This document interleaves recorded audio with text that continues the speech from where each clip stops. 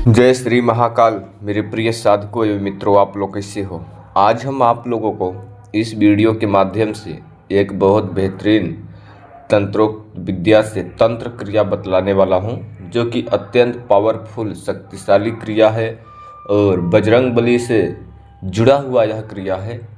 और यह वीडियो आप लोगों को लास्ट तक के देखना है।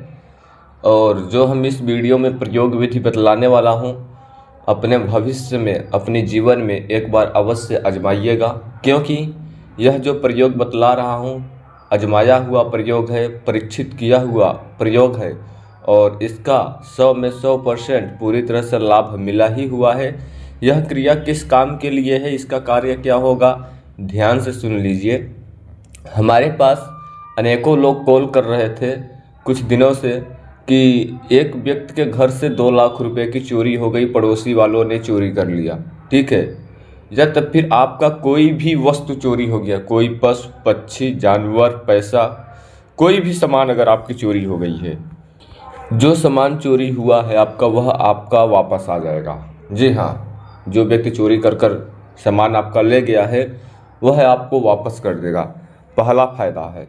दूसरा फ़ायदा यह है कि आपसे कोई भी व्यक्ति पैसा ले लिया है उधार में या तो फिर कर्ज में, कोई भी आपसे पैसा ले लिया है, किसी को आपने पैसा दे दिया हो जो कि वह आपको पैसा नहीं दे रहा हो, तो वह आपको पैसा भी दे देगा। जी हाँ, जैसे कि कुछ लोगों ने हमारे पास फ़ोन किया, गुरुजी मैं अगले वाले बंदे को 50,000 रुपये दिया था और अभी तक को पैसा नहीं दे रहा है, आजकल बोल रहा है और पैसा नहीं दे रहा है, कई दिनों से मेरा पैसा लेकर बैठा हुआ है और मेरे को उल्लू बना रहा है, आजकल बोल रहा है और पैसा नहीं दे रहा है। ठीक है, किसी को आप पैसा दिए हो तो भी आपको वापस दे देगा। कोई भी व्यक्ति आपका चोरी कर लिया है, आपको नहीं पता है, तो वह भी व्यक्ति आपको जो सामान चुराया हुआ है वह आपको वापस देकर चला जाएगा, आपके घर पर रख कर चला जाएगा। और उसके साथ साथ में जो व्यक्ति आपको पैसा लिया हुआ है या तो फिर जो भी व्यक्ति को आपने पैसा दिया हुआ है वह व्यक्ति, या तो फिर जो व्यक्ति चोरी किया है जो भी वस्तु, वह व्यक्ति जो भी हो, उसको इतना पीड़ा उत्पन्न होगा जब तक कि आपको पैसा नहीं वापस करेगा, जब तक कि आपको चोरी किया हुआ सामान नहीं रिटर्न करेगा, तब तक यह क्रिया करने के बावजूद आपको उस व्यक्ति को इतना क्षति होगा, इतना विपत्ति पड़ेगी, इतना बुरे स्वप्न देखेगा, इतना पीड़ित होगा कि वह आपको वापस करने में मजबूर हो जाएगा। जी हाँ, यह बहुत खतरनाक, प्रभावशाली, शक्तिशाली क्रिया है जो कि यह प्रयोग किया गया है, इसका आजमाया गया है। तो आप लोगों को जन कल्याण हित के लिए मैं आपको फ्री में निस्वार्थ होकर आपको यह क्रिया इस वीडियो में बतला रहा हूँ। इसको करना कैसे है यह चीज़ आप लोगों को ध्यान से समझ सुन लेना चाहिए। यह प्रयोग आपको करना कैसे है, ठीक है। इसके बारे में हम आप लोगों को जितना ही बताएंगे उतना ही कम है।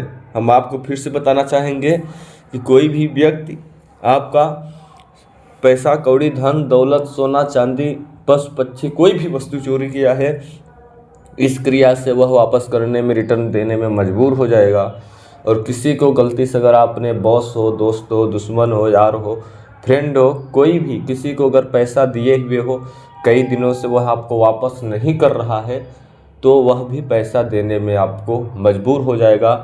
5 दिन 7 दिन के अंतर्गत वह पैसा 3 से 4 दिन के अंतर्गत ही, जब हमने दूसरे को यह क्रिया करवाया था, 40,000 रुपये दूसरे व्यक्ति ने लिया था, हमारे गांव का ही व्यक्ति था, और उसको 30,000 रुपये चौथे दिन ही वापस कर गया था। वह व्यक्ति 40,000 रुपये लिया था, ठीक है, 30,000 रुपये व्यक्ति चौथे ही दिन वापस कर दिया था। और उन्होंने बोला गुरुजी ये तो बहुत प्रभावशाली चमत्कारिक क्रिया है।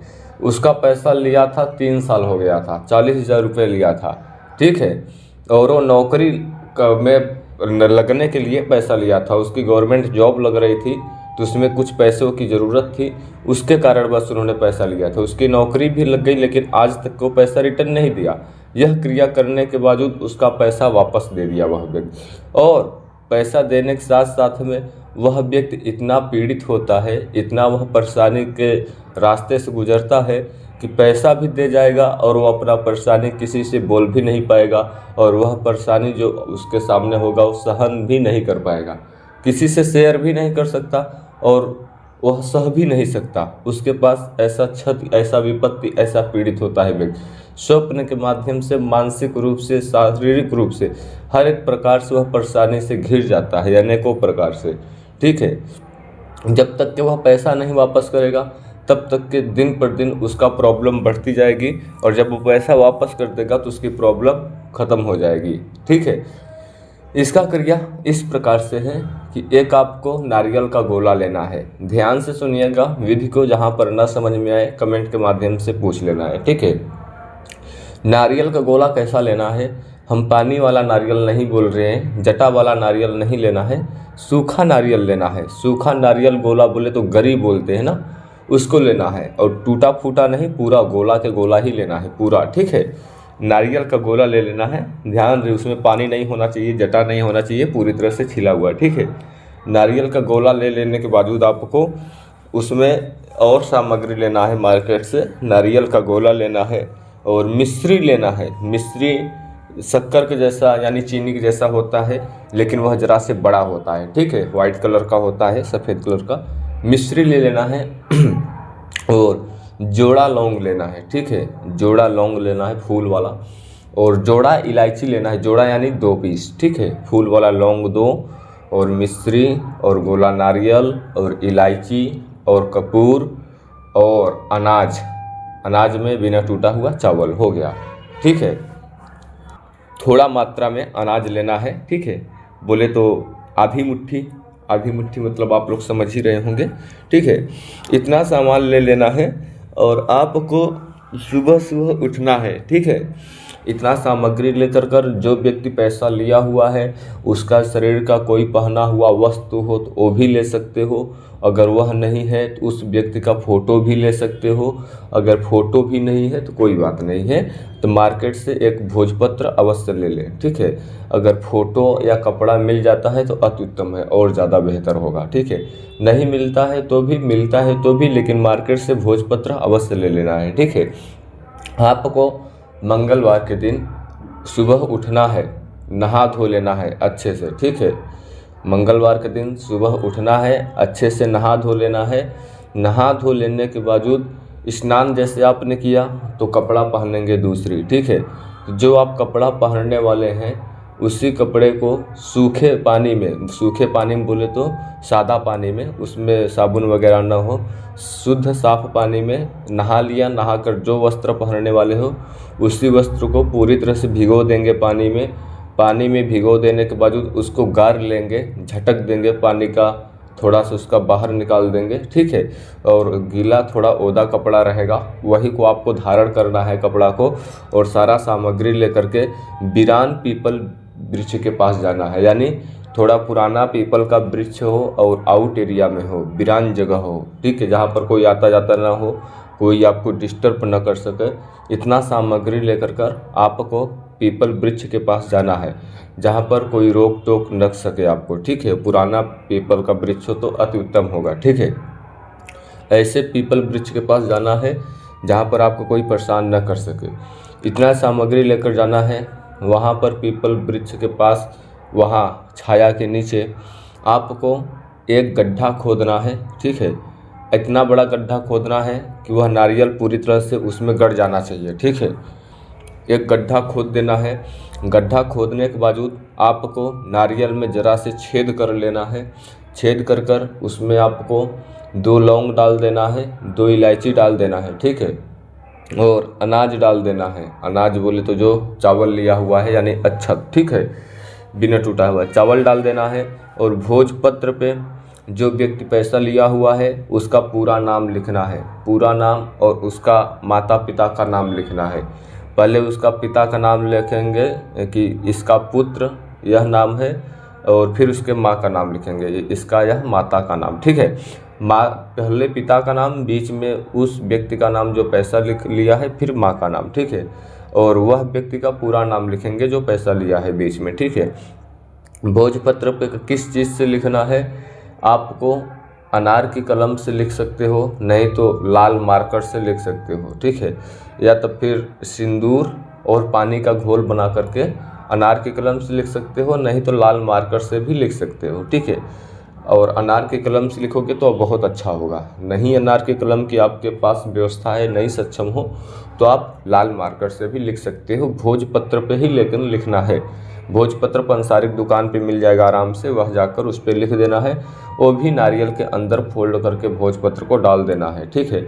और वह व्यक्ति का जो पैसा लिया हुआ है उसका फ़ोटो है तो फ़ोटो भी डाल दो, नहीं फ़ोटो है तो कोई वस्त्र है उसका पहना हुआ वो भी डाल सकते हो, ठीक है।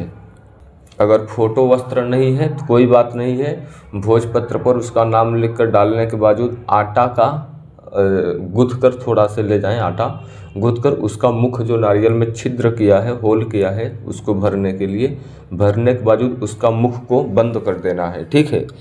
अब आपने बंद कर दिया उस नारियल का मुख को। अब आपको उस नारियल को ले करके 11 हनुमान मंदिर जाना है। आपको ध्यान रहे, 11 हनुमान मंदिर लेकर जाना है उस नारियल को।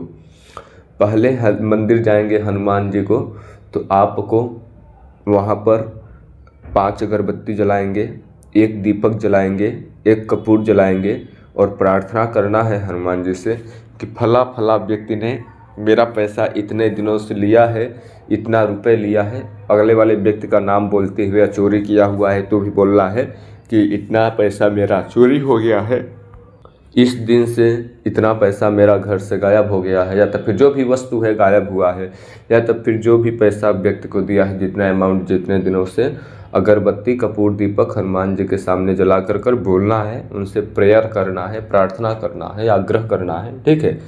उनसे प्रार्थना करने से पहले 5 अगरबत्ती दीपक कपूर अवश्य जलाएं।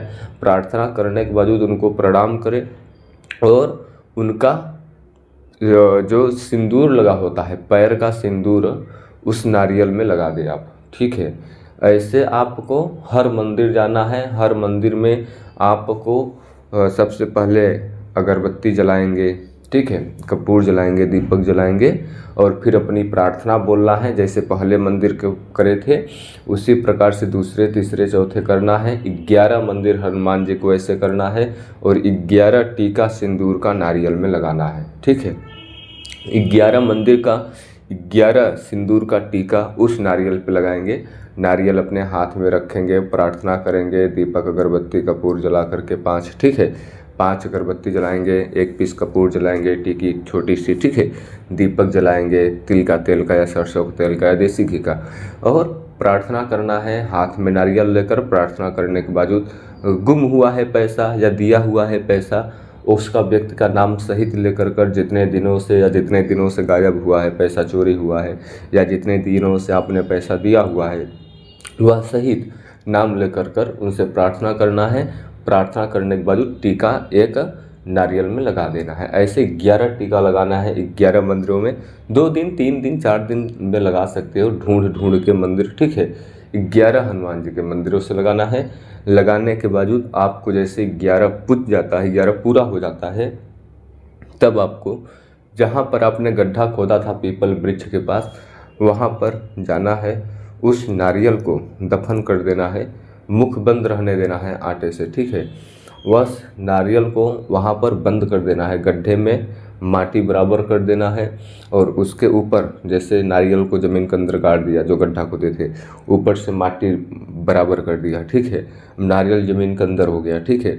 और उसी के ऊपर 1 दीपक जलाना है, 5 अगरबत्ती जलाना है, कपूर जलाना है, ठीक है।